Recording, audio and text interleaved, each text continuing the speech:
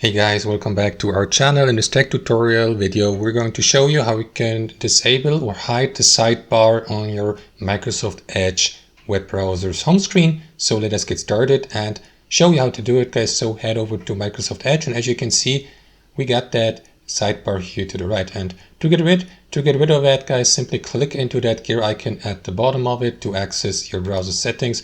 You'll be automatically redirected to that sidebar customization here. So simply switch from always on for sidebar to auto hidden or to off if you'd like to hide the sidebar permanently. There you go. As you can see, it has disappeared.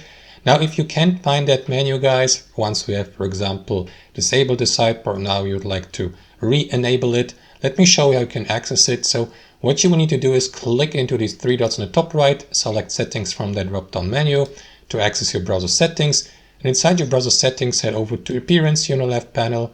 Here to the right, scroll all the way down till you get to Copilot and sidebar. Click into it, and there you go. Now you see that menu here. So here you may enable it back on by clicking or by selecting always on. And that's it. That's how you do it, guys. Thanks for watching. Hope you enjoyed this video, got some value from it, and we'll see you next time on our channel.